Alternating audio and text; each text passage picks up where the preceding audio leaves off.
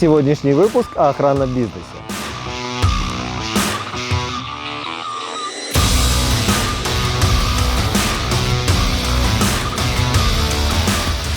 Но если мы говорим о клиентской базе, то на сегодняшний день услугами охранной сигнализации нашей компании пользуются уже почти 20 тысяч клиентов.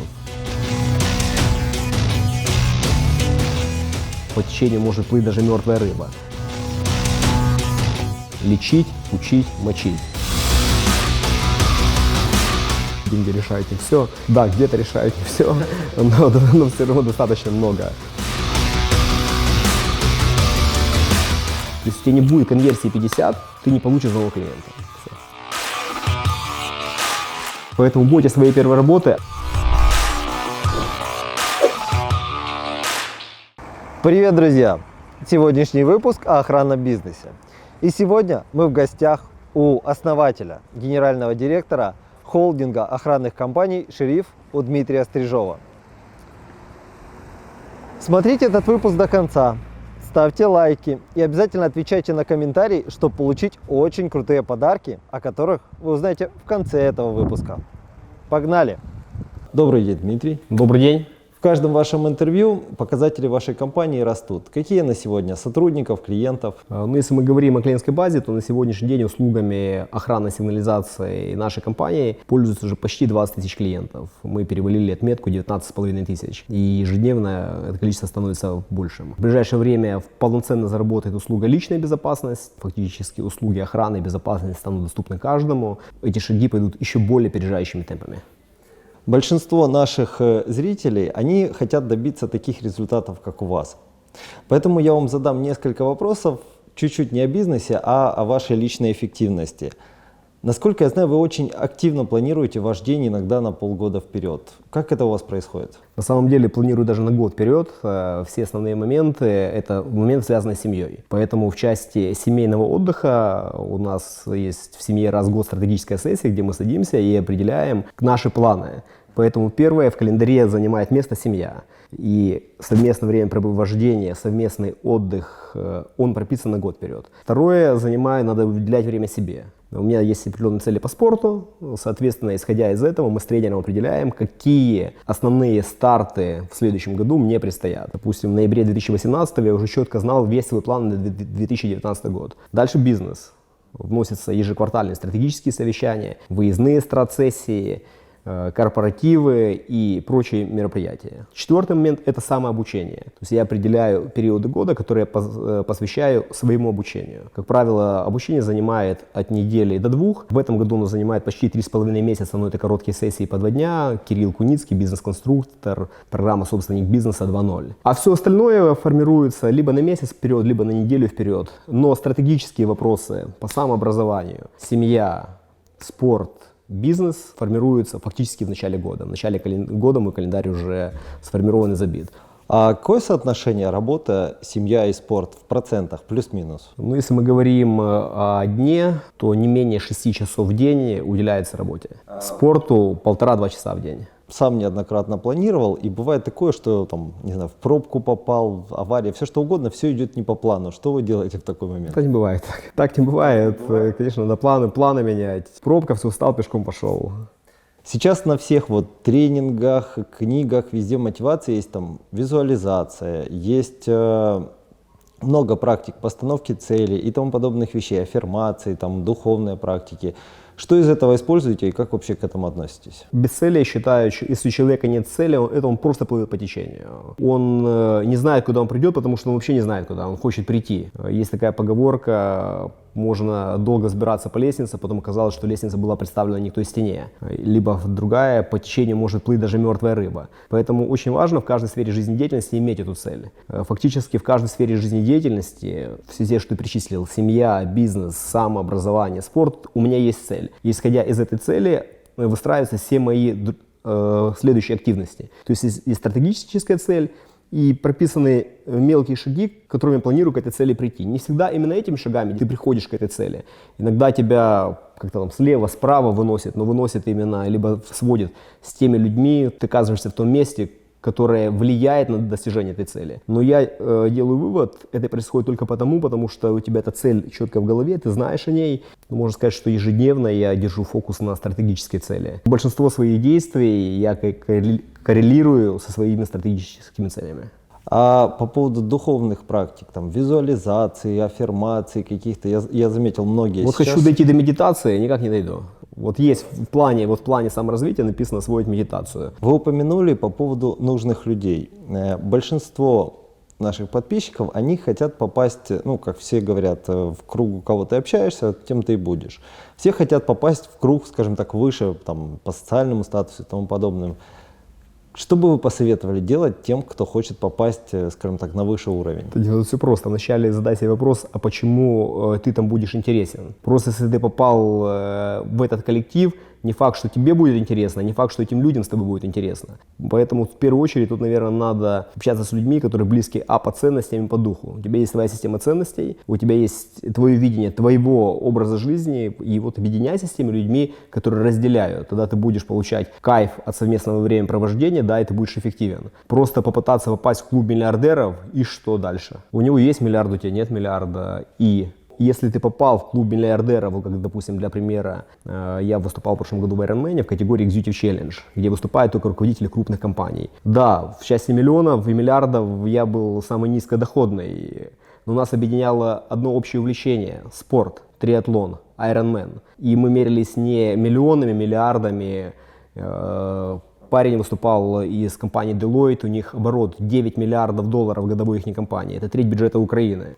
Поэтому тут никакие сравнения даже не идет оборота Шерифа и Deloitte. Но наше совместное увлечение, мы преодолеваем одинаковые трудности, нам одинаково тяжело, нам одинаково трудно, и это объединяет. А сколько времени занимает, в принципе, подготовка у вас ежедневно к Ironman? К Ironman время подготовки 1,5-2 часа в день, общий годовой тренировочный объем не превышает 700 часов.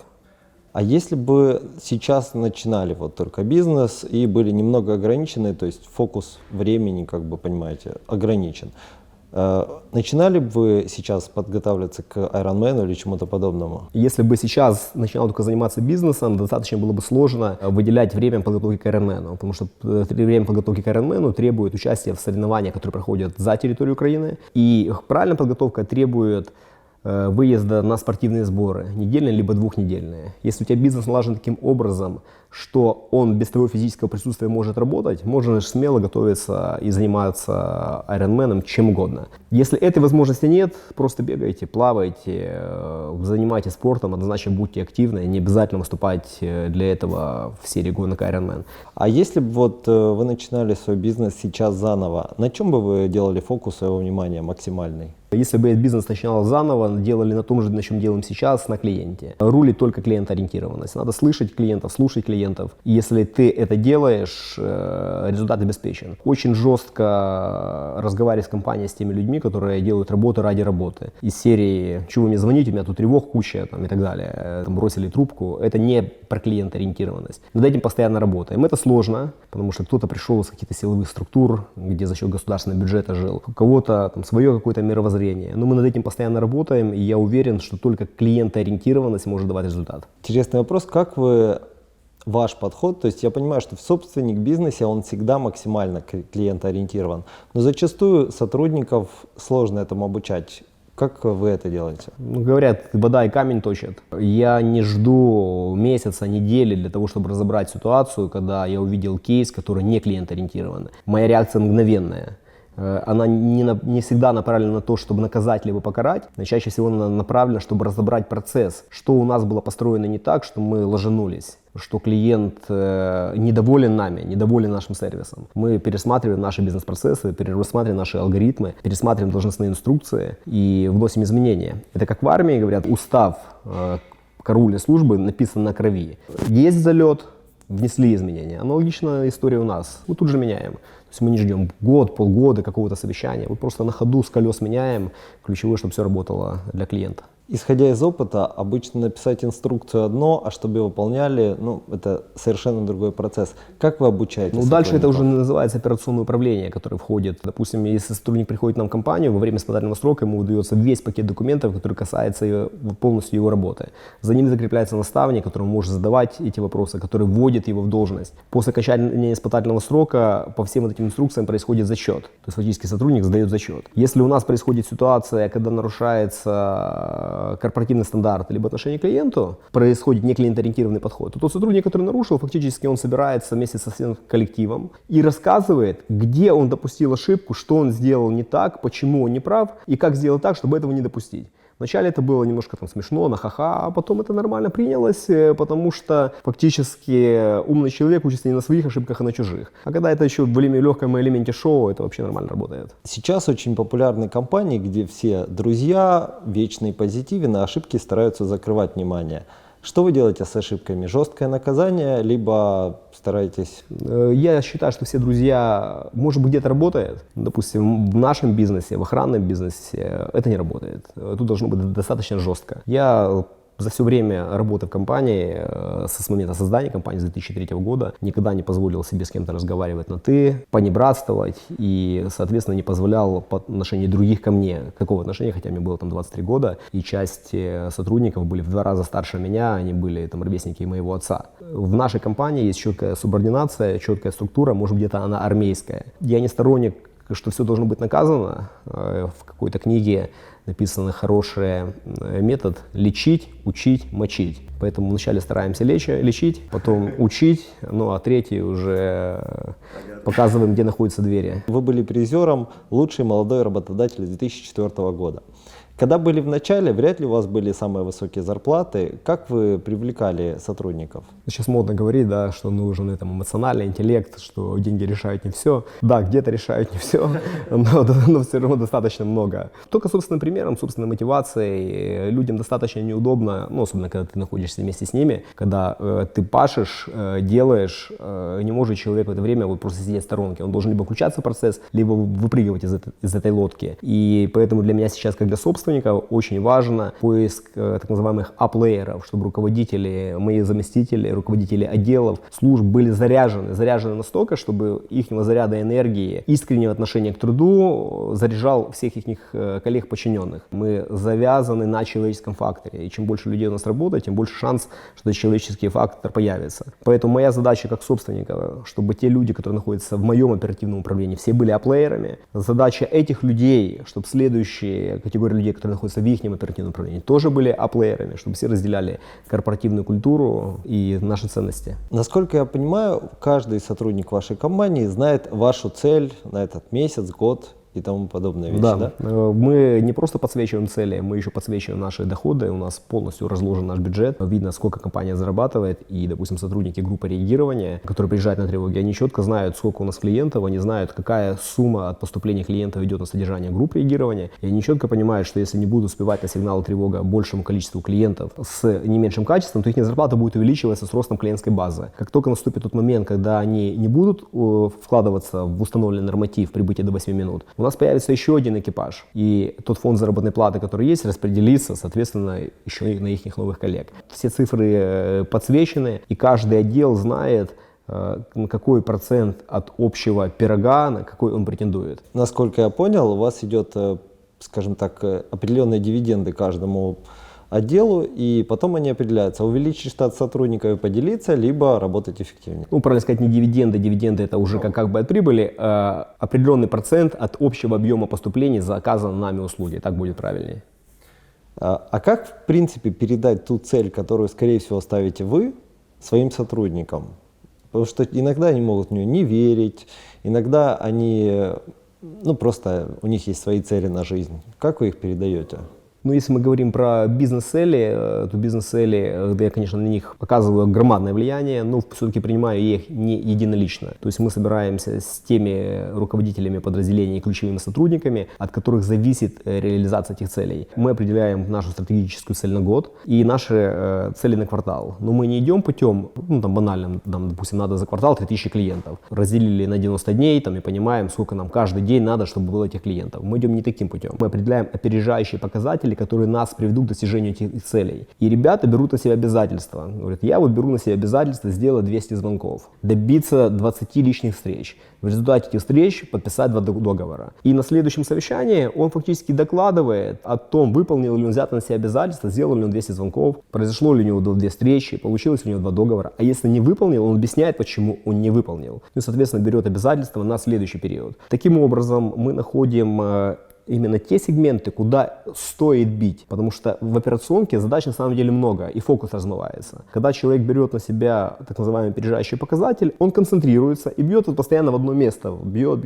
И мы видим, дает этот результат или нет. Если мы видим, что этот опережающий показатель, который был выбран на протяжении 2-3 недель, не дает того эффекта, мы не попадаем в плановые показатели, соответственно, мы меняем этот опережающий показатель. Ключевой не я его меняю, а сам сотрудник, которому надо добиться цели, говорит, вот это не работает, я попробовал. Теперь пробуем. Вот заходим с этой стороны. А когда вот вы оцениваете работу сотрудника, есть сотрудники, которые делают много, но эффективность у них невысока, а есть сотрудник, который, скажем так, немного ленивый, но эффективность у него в разы выше. Какой сотрудник вам больше понравится? Понимаете, тут надо смотреть, тут здесь правильно смотреть от задач, которые стоят перед сотрудниками. Перед продажами стоят одни задачи, перед маркетингом другие, перед группами реагирования третьи задачи стоят. У всех вот, просто разные задачи. И есть, условно, определенная норма, которую мы хотим видеть. Все, что ниже нормы, нас не устраивает. Все, что выше нормы, соответственно, поощряется. Поэтому говорить про медленного, допустим, если мы будем говорить про отдел продаж, то пусть он будет медленный, потому что у него зарплата напрямую привязана к продажам. Пусть он медленно продает 10 клиентам, это никаких проблем. Значит, тут уровень заработной платы, который он будет получать за привлечение 10 клиентов в месяц, его вполне устраивает. Соответственно, нас как компанию устраивает, с учетом тех накладных расходов, которые мы несем на содержание этой должности. Если он может давать больше, конечно, пусть дает больше. Если мы говорим в части продаж, то у нас позиция такая, если у тебя по горячим лидам, по входящим звонкам, если у тебя конверсия менее 50%, ты просто не будешь эти входящие звонки получать. И поэтому медленно ты будешь делать быстро. Если у тебя не будет конверсии 50, ты не получишь звонок клиента. Все. У вас конверсия 50 с входящего звонка? Да, минимум 50. Это очень крутой показатель. Я знаю. У лучших сотрудников 75. Я слышал, что у вас есть услуга проверки на честность сотрудников других компаний, ну, в частности, топ-менеджмента.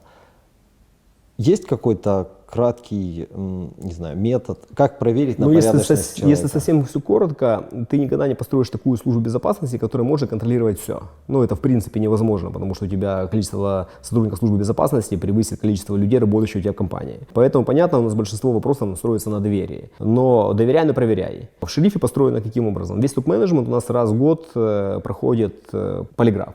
Мы, наши все сотрудники, начиная от первого заместителя, заканчивая руководителя отдела, проходит полиграф. По каждой должности составлена рисковая карта, то есть мы сами понимаем, какую каждая должность несет риск. И раз в год человек проходит полиграф. И это не из-за недоверия, это профилактика, это корпоративный стандарт. Этим сотрудники показывают, что они открыты, честны и готовы дальше в ногу идти с предприятием. Если мы говорим про услугу, которую мы предоставляем другим компаниям, то фактически мы им продаем услугу службы безопасности на аутсорсинге. Человеку не надо, бизнесмену, руководителю, не надо иметь большой штат службы безопасности, он может прийти к нам с любой проблемой. Мы проведем расследование, проведем контрольную закупку, проведем, если есть необходимость, наблюдение, проанализируем полученную информацию, сопроводим человека на полиграф. Сделаем выводы и предоставим уже готовые непредвзятые выводы. То есть мы сторонние, мы независимые, у нас есть обращение, мы по этому обращению отработали. Поэтому, в принципе, есть такая хорошая поговорка, если ты хочешь проехать по автобаму, не надо быть его собственником, достаточно жетон купить. Поэтому для того, чтобы у вас был порядок в бизнесе, не надо иметь большую службу безопасности, а большинство бизнесов себе не могут ее позволить. Есть потребность, ты сегодня купил, следующие 3 месяца потребности нет, ты не платишь за содержание службы безопасности. А по поводу службы безопасности, кто берет на себя риски? Ну, допустим, там в банке служба безопасности не проверила объект и происходит потеря портфеля какого-то инвестиционного. Как это работает? Ну, смотрите, сложный вопрос. Если мы говорим, когда люди обращаются на аутсорсинг, они обращаются с конкретным кейсом, с конкретной задачей. То есть там какого убытка нет. Если мы говорим про конкретные кейсы, допустим, вот наша компания Шериф предоставляет услуги пультовой охраны. У нас есть материальная ответственность по договору, допустим, по договору квартиры. Эта материальная ответственность может быть от 5 до 100 тысяч гривен. И вот если мы не прибыли в заявленное время, у нас в договоре заявленное время, что мы прибываем до 8 минут, а у клиента что-то своровали, вот тогда мы по этому договору, вот сколько у нас в договоре материальной ответственности, отдадим ту сумму, которая у нас предусмотрена договором, если не выполнили мы свои обязательства. Для того, чтобы клиент понимал, что у нас все работает четко, у нас фиксируется момент поступление сигнала тревоги на пульт, вот он зафиксирован. Полностью фон зала записывается, аудио, видео. Передача тревоги группе реагирования. У группы реагирования в машине видеорегистратор фиксирует все, что происходит в машине и впереди машины. У нас полностью сохраняется скорость движения, карта движения, как эта группа ехала. Как только ребята вышли из машины, они включают нагрудные видеорегистраторы, и мы фиксируем полностью путь от машины, соответственно, до объекта. То есть у нас посекундно все расписано, не просто расписано, а с переговорами, со звуком. То есть есть вся история. Поэтому мы никогда, если мы знаем, что произошел наш бок, а иногда такое бывает, мы без вопросов отдаем деньги клиенту, потому что знаем, что да, в данный момент мы не отработали. И в этом наша сила, потому что мы умеем признавать свои ошибки.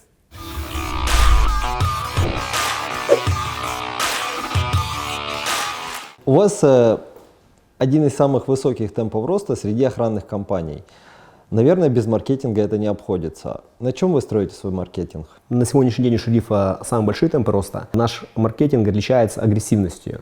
Мы не боимся говорить о том, что преступления есть, что они происходят. Самым ярким моментом был, когда мы в 2015 году запустили серию роликов, когда наша группа реагирования ловит злоумышленника и там бьет его электрошокером, бьет дубинкой, ну и предупреждает, что красть небезопасность, это вредно для здоровья. Ролики состояли из 9 серий. В 8 серии этого воришку кидали с моста в реку и говорили: шериф попереджав, ну ще не можна красти. И в 9-м ролике «Бенефіс» воришка підходить к двері, видить наклейку, що об'єкт охороняється шериф, каже: все, більше не буду красти, краще піду знайду роботу. И настолько ролики были нестандартные, что они вызвали разделение общества 50 на 50. Часть общества негодовала, говорили, что мы пропаганду насилия фактически пропагандируем. Это вообще неправильно, должно быть не так.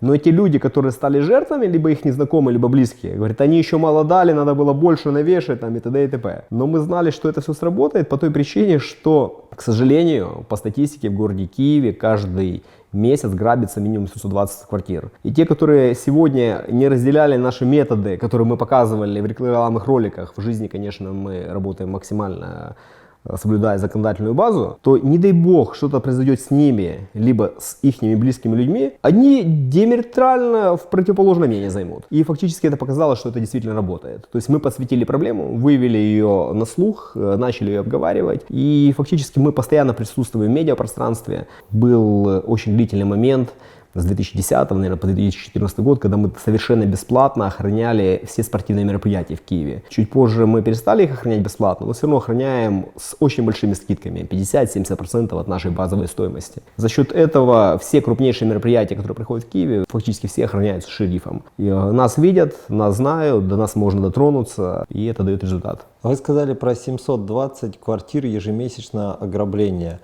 А у вас есть сезонность в бизнесе?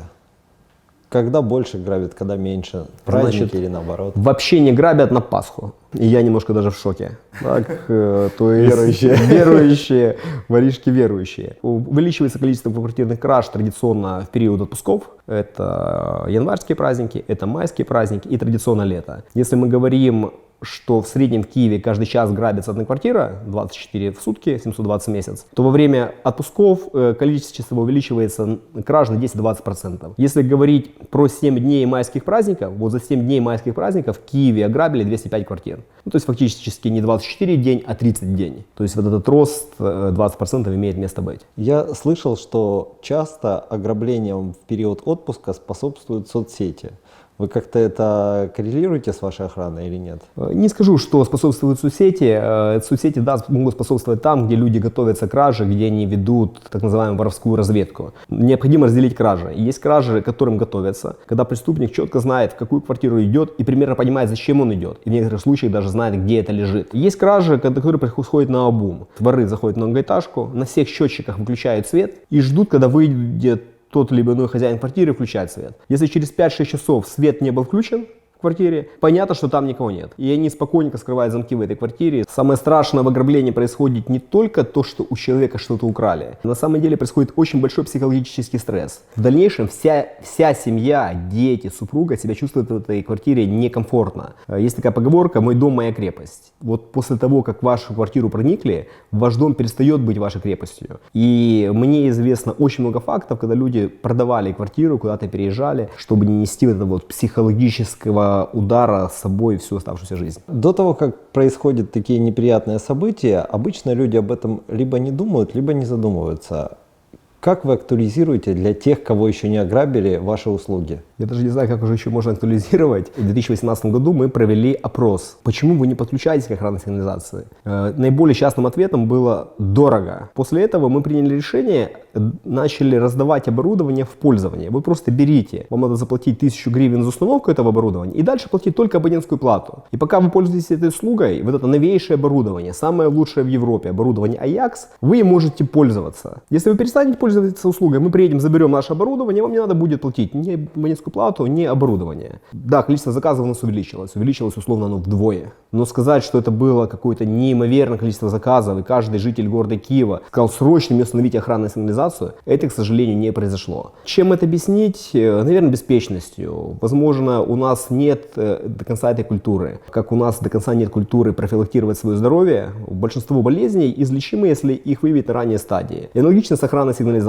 Охранная сигнализация не даст стопроцентной безопасности, но на 70% она профилактирует большинство возможных угроз, которые у вас могут быть. Когда человек к вам обращается, он смотрит на какие-то факторы, почему выбрать вас. Как вы считаете, какие ключевые факторы выбора охранной компании?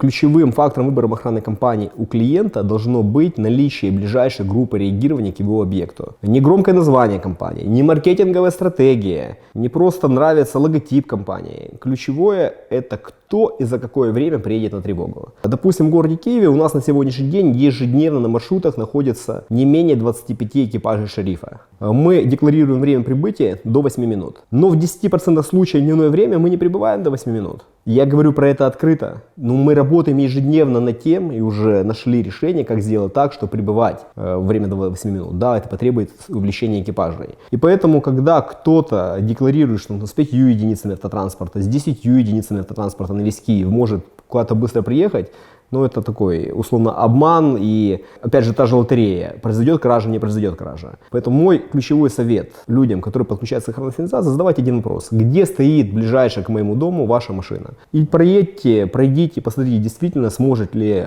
в заявленное время эта машина прибыть и отработать вашу тревогу. Второй момент, который надо понимать, группа реагирования обслуживает не только вас. Фактически каждая группа реагирования обслуживает 1000 объектов. Поэтому и абонентская плата такая маленькая, 400 гривен. То есть каждый внес свою долю в коллективную безопасность. И чем больше групп реагирования, тем больше шансов, что к вам на тревогу приедут. Поэтому отвечая на ваш вопрос, почему выбирать именно шериф? Потому что шериф достаточно сильно представлен по количеству групп реагирования. И второй момент, почему выбирают шериф, мы очень плотно работаем над тем, чтобы наши группы были действенными. Что приезжая на тревогу, они реально локализировали ситуацию. И если есть угроза жизни, имущества нашему клиенту, мы будем работать достаточно жестко, применяя все необходимые средства, которые разрешены законом. В других компаниях не так? Но у нас нету дедушек, в других компаниях там есть позиция, говорит, главное, чтобы группа приехала, увидела, что происходит правонарушение, мы полицию вызовем. Да, мы когда задержали, мы тоже полицию вызываем. Но мы вначале пройдем силовое задержание, потом вызовем полицию, чтобы передать за злоумышленника. Ну, это принципиальная разница. То есть дедушка приехал, вахтер, посмотреть и позвонить полиции, либо приехали реальные бойцы, которые анализируют ситуацию. Из конфликтной, ключевая задача сделать бесконфликтной, но если невозможно ситуацию сделать бесконфликтной, будет жесткое силовое задержание. Сейчас на рынке Украины, в частности, идет большая конкуренция между ценой и качеством. А поскольку у нас инструменты лицензирования, там, контроля качества работают не очень, то зачастую выигрывают те компании, у которых ниже цена в плане клиентов. Как вы с этим боретесь, поскольку, насколько я понимаю, качество у вас очень высокое? Как вы боретесь с конкурентами, которые демпингуют? К сожалению, это действительно бич всего охранного рынка. Для того, чтобы охранник был охранником, он должен заниматься спортом, он должен повышать профессиональные навыки. Для этого он должен нормально кушать, нормально восстанавливаться. На него должны тратить время на его профподготовку. Это все стоит денег. Соответственно, когда цена снижается, от чего-то приходится отказываться. Вначале отказываются от профподготовки, потом от квалифицированных охранников и приходят к тому продукту, который, соответственно, и имеют. Поэтому здесь вот двойная история. Рынок и качество услуги ухудшают как сами компании, которые занимаются этим, так и сами клиенты, которые покупают дешевый сыр. Если мы говорим про автомобили, Запорожец и Мерседес выполняют одну и ту же функцию. Они оба едут. Но человек принимает решение, на каком автомобиле ему ездить. И аналогично с охраной. Функцию выполняют плюс-минус все одинаково, охраняют. Кто и как будет охранять, это уже выбор за клиентом. Как мы пришли, как мы боремся с демпингом? Мы очень детально разложили вот всю составляющую услуги. Если раньше там среднерыночная стоимость услуги, ежемесячная охрана объекта, допустим, квартиры стоила в Киеве 500 гривен, мы разложили, из чего она состоит. Там состояло у нас 5 выездов групп реагирования, состояло из ежемесячного обслуживания техниками, с наблюдения на пульте и так далее. Мы посмотрели, что фактически в квартиру в среднем приезжает группа максимум 1 раз в месяц. Бывает, вообще не приезжает. Люди достаточно корректно снимают с охраны, ставят с охраны. Ну и, соответственно, в эту квартиру никто не проникает. Мы посмотрели, что люди достаточно бережно относятся к охранной сигнализации. И она не требует участия техника. И мы пошли каким путем? Мы фактически сейчас, наша цена формируется как наборной конструктор. Мы продаем минимальный пакет, минимальное количество датчиков с 2 выездами групп реагирования и без технического обслуживания. И условно цена 300 гривен в месяц. Дальше, если тебе необходимо больше выездов в групп, больше датчиков, тебе необходимо техническое обслуживание, это стоит дополнительных денег, и, соответственно, цена может возрасти и до 1000 гривен. За счет этого у клиента появляется возможность выбора. Брать ему там, full и смс-информирование, и услуга «Остаюсь дома», и дополнительно есть услуга, что 2 наряда сразу вместе едут при сработке с этого объекта. Дополнительный канал связи, 9 дополнительных услуг есть. У клиента есть возможность выбрать с 9 дополнительными услугами, либо минимальный пакет. Но фактически он получает одну и ту же услугу. К нему приедет наряд охраны в случае, если на его объект, с его объекта придет тревожное сообщение. А это оплачивается до или после? Ежемесячная абонентская плата. Если мы говорим про охрану квартир, установлена ежемесячная абонентская плата. И она зависит от того пакета, которым вы пользуетесь. Она может быть 300 гривен, может быть 1000 гривен. Насколько я знаю, у вас есть отделение практически по всей Украине. Насколько легко масштабировать бизнес вот, по городам и как туда передавать свои ценности, навыки? То есть насколько это сложно? Шериф на сегодняшний день представлен по всей Украине услугами физической охраны, охраны стационарных постов. В части пультовой охраны, групп реагирования шериф на сегодняшний день представлен только в Киеве и Киевской области. И следующая стратегическая цель нашей компании на ближайшие 4-6 лет – быть представлены в 40 городах Украины. Поэтому это наша следующая цель. Мы видим, как будет проходить это масштабирование, но что у нас из этого получилось, я смогу рассказать не ранее, чем через 2 года. Сейчас все уходят в диджитал, все оцифровывают свой бизнес, делают какие-то приложения, чат-боты и тому подобные вещи. Что вы в своей компании с этим делаете, там, инвестируете в это или нет? Вопросам автоматизации шериф уделяет достаточно много времени, много ресурсов, много сил. Первое, что мы сделали, мы построили CRM-систему. Почему появилась такая надобность? Первый отдел сопровождения клиентов был полностью расформирован, потому что не справлялся с задачами. Второй был расформирован. Думаю, прежде чем третий формировать, пойду посмотрю, что там происходит. Пошел один день, посидел, посмотрел, как отдел сопровождения клиентов работает. Что выяснилось? Когда звонит клиент в отдел сопровождения, задает вопрос. Отдел сопровождения надо в юрдепартаменте запросить договор, в бухгалтерии вопросы оплат, клиентскую историю, на пульте количество тревог, которое поступало, и тип этих тревог. У групп реагирования, кто когда ездил, почему так работали, почему не так, в технической службе обслуживался объект или нет. И вот запрос в эти 5 служб, а там же люди не сидят же, не ждут, когда им отдел сопровождения клиентов напишет, тратилось очень много времени. Если очень бойкий был сотрудник, он поднимал попу с кресла, оббегал всех, физически трусил, отвлекал, он мог клиенту ответить условно быстро, но это не так быстро, как нам бы хотелось. Но у клиента мог быть дополнительный вопрос, и этот круг надо было делать заново. И мы поняли, что с масштабированием бизнеса наша бизнес-модель работать не будет. Мы инвестировали достаточно большие деньги в внедрение CRM CRM. Вопрос даже больше был не денег, а дальнейших усилий, правильного заполнения, настройка, обучения людей. Но на сегодняшний день с нашей клиентской базой, которая вот-вот перевалит за 20 тысяч, и даже когда она будет 200 тысяч, CRM позволяет полностью иметь всю необходимую информацию, начиная от первого звонка клиента, заканчивая общение любой из служб. Соответственно, отдел сопровождения клиента за счет этого стал эффективен. Следующей проблемой, с которой мы столкнулись, были платежи клиентам. У нас по договору четко написано, если клиент не платит, мы материальной ответственности не несем, можем вообще даже не ехать. Но мы все равно продолжали ездить на тревоге, понимая, что многие могли не заплатить, просто по забывчивости. И через какое-то время поняли, что цена нашей услуги выше за счет того, что нам приходится иметь дополнительных сотрудников, которые напоминают клиентам о том, что клиент не заплатил. Либо там банальная смс-рассылка. Она вроде бы дешевое удовольствие, но если тебе сделали 3-4 этих смс-ки и умножить на количество клиентской базы, это достаточно приличная сумма, которая влияет тоже на себестоимость услуги. Мы решили эту проблему. На сегодняшний день нами внедрена услуга LeakPay, и клиент при подключении к нашей компании, единожды подписав эту услугу LeakPay, у него происходит автоматическое снятие в установленный день суммы абонентской платы. Поэтому в части автоматизации мы работаем ежедневно, непрерывно. Сейчас следующий продукт, который мы пытаемся максимально автоматизировать, это как раз услуга личной безопасности, с которой мы вышли на рынок Украины в 2019 году. Личная безопасность – это что-то типа Uber для людей, которым нужна персональная охрана, правильно? Не только персональная охрана. Личная безопасность – это про все. Это профилактика возможной проблемы. Как происходит там ситуация? Вот идет девушка, вышла из метро, идет, видит какое-то тело за ней, плетется. Позвонит на полицию. Полиция спросит, вас побили? Ответ нет. Изнасиловали? Тоже нет. Когда что-то произойдет, тогда звоните. Что вы голову морочите? Вам угрожают? Нет. Подозрительный. Подозрительный, бывает. Если мы покажем подозрительным, будем выезжать. И кому обратиться в этой ситуации за помощью? Обратиться за помощью фактически некому. Уже есть кому. Обратиться за помощью к шерифу. Девушка, вышедшая из метро, видит, что за ней идет какое-то непонятное тело, и она не понимает, чем закончится весь этот заход ее в подъезд. Она звонит в шериф, заказывает услугу личной безопасности, приезжает автомобиль с 2 подготовленными бойцами и сопровождают в безопасное место. Это как один из примеров. У нас на регулярной основе этой услугой пользуются родители, чтобы их детей забирали с кружков. Это, конечно, смешно выглядит, когда на кружок английского языка приходят бойцы с пистолетами в бронежилетах, говорит, Надю можно забрать? Так, забирают Надю и везут домой. Но тем не менее это присутствует. Почему не заказывают такси? Потому что такси завозят только домой, а в подъезд надо зайти, на лифте подняться. А 50% проблем как раз и возникают в подъезде и в лифтах, и на переходных балконах. Фактически таким образом люди спят спокойно, зная, что их дети в безопасности, они не рискуют жизнью своих детей.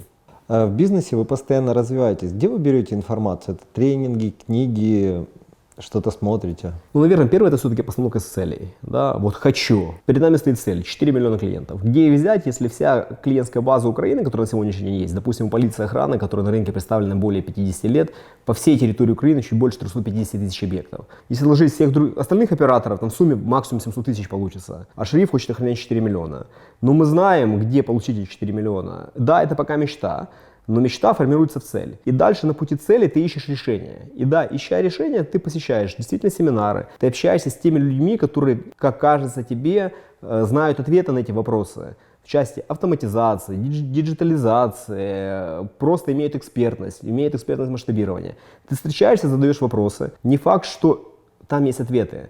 Но за счет того, что ты получаешь экспертное мнение с 10 мест, у тебя формируется свое персональное экспертное мнение. Мне, допустим, очень нравится приложение Smart Reading. Это summary книг. Фактически очень много книг на сегодняшний день написано, и не хватит жизни, чтобы их прочитать. Что я делаю? Я в Smart Reading фактически знакомлюсь с укороченной версией книги. Там достаточно нормальная, понятная, внятная выжимка. И, как правило, каждую 10-ю книгу я покупаю полную версию и прочитываю ее полностью. Если я вижу, что книга очень важна для сотрудников, вот один из примеров по клиентскому сервису была книга «Жалоба как подарок». На сегодняшний день все сотрудники компании, которые имеют отношение к сопровождению клиентов, это корпоративный стандарт, они читают эту книгу. Однажды я ее прослушал во время велотренировки на смарт-ридинге. После смарт-ридинга я прочитал «Сапиенс», «Талеба. Шкура на кону» и много других книг. То есть фактически ты получаешь минимум информации, а потом дальше ее дораскрываешь фактически до той степени, которой тебе хочется. И точно так же с тренингами, с общением. У тебя есть мечта, у тебя есть цель, и по цели ты уже выстраиваешь действия, которые тебя могут к ним привести. Smart Reading очень крутой сервис, тоже им пользуюсь, в восторге. Вы говорили в многих интервью о том, что исходные данные вообще не важны для достижения цели. Можете рассказать подробнее, почему? Есть 4 практических кейса, 2 из них по бизнесу. В 2003 году, когда создавался «Шериф», на рынке города Киева было 1000 игроков, на рынке Украины 5000 игроков, которые занимались физической охраной. И казалось бы, где же мы найдем тут свою нишу? Но в 2008 году, через 5 лет, мы уже были лидерами в части физической охраны. В 2012 году мы приняли решение заняться пультовой охраной в городе Киеве. На тот момент уже было более 10 крупных операторов. Опять же, мне все говорили, те, кто хотел иметь охрану, сигнализацию уже имеет. За счет чего вы будете расти? Там шансов условно у вас никаких. По состоянию на конец 2018 года среди охранных операторов мы пока занимали 2-е место, но к концу этого года будем занимать 1-е место по объему клиентской базы. И поэтому я говорю, что точка 0, вот ты начинаешь с точки 0, это исходные данные, не имеет никакого значения, когда у тебя есть цель и ты к ней идешь. Аналогичная ситуация по спорту. В 2008 году я весил 102 килограмма 300 грамм. Там первые 4 года просто себя приводил в порядок. В 2014 году появилась цель финишировать в гонке Ironman. Так вот, в 2014 году на первом старте в Киеве на олимпийской дистанции я был в 5% последних, пришедших к финишу. По итогам 2018 года в мировой серии Ironman, в мировом рейтинге, я вошел в 1% лучших триатлетов-любителей мира в своей возрастной категории. Я занял там 200 какое-то место среди 28 тысяч человек, выходивших на старт. Поэтому я смело могу утверждать, что вводные данные не имеют никакого значения. То есть надо знать, что ты хочешь, ставить цели и двигаться к этим целям. Если бы вы сейчас начинали ваш бизнес заново, что бы вы не делали из того, что уже сделали? Сложно отвечать на самом деле на этот вопрос. Я иногда себе задаю вопрос, а занимался бы ли бы этим бизнесом, потому что я себя не ассоциирую с охраной, я себя ассоциирую больше с управлением. То есть я знаю, как управлять, я знаю, как строить модель управления, как общаться с людьми, как достигать целей. Возможно, я не занимался бы этим бизнесом, потому что здесь каждая гривна, каждый успех дается достаточно сложно и больно. Возможно, я бы пошел бы в нефтяную отрасль, в энергетическую отрасль. Возможно. Поэтому молодежи я всегда говорю, бойтесь своей первой работы. Очень много бизнесменов, которые я знаю, они занимаются именно этим бизнесом, потому что это была условно их какая-то вот первая работа. И они видели баги, что не так, и пытались изменить, и таким образом вырос их бизнес. Аналогично у меня история. Я учась в КПИ, работал в охранной компании и видел, что это просто клуб семейного досуга. То есть люди занимаются бизнесом просто, чтобы было чем как будто бы заниматься. Но это был не бизнес, потому что бизнес, одно из правил бизнеса, предприниматель — это человек, который идет на риск. Те люди на риск не шли. Поэтому бойтесь своей первой работы, она очень часто может влиять на вашу дальнейшую жизнь. И это не только молодежи совет, а и их родителям. Направляйте ваших детей в ту отрасль, где вы их хотите видеть, на первую работу, а дальше уже там как-то жизнь расставит. А как бы вы выбирали отрасль сейчас? По маржинальности, по перспективам, по сложности? Ну, давайте, наверное, я буду не по себе, что я делаю, как я сейчас ориентируюсь по своим детям. Я вот верю, что будущее за космосом, за покорением новых планет, и фокус внимания своего сына я концентрирую именно на этом вопросе. Раз в 2 недели мы обязательно посещаем планетарий. Мультики про космос, рассказы про планеты. Не знаю, сложится или нет, но я как отец вот подсказал вот это направление, вот сместил туда фокус. А дальше жизнь покажет, что он выберет. И по традиции в конце каждого выпуска наш герой дарит вам подарок. Что это будет? Сегодня подарим 2 подарка. Первое — установка охранной сигнализации и год бесплатного ее обслуживания.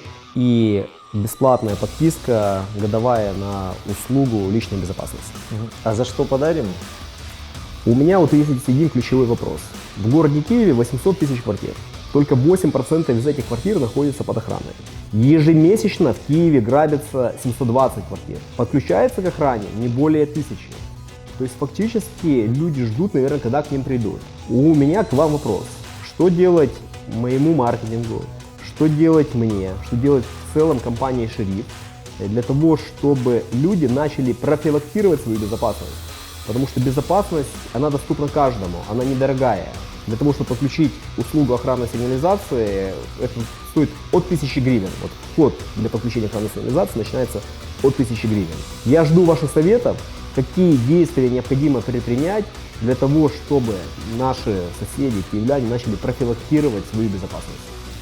Друзья, пишите ваши ответы в комментариях, ставьте лайки, подписывайтесь и до новых встреч!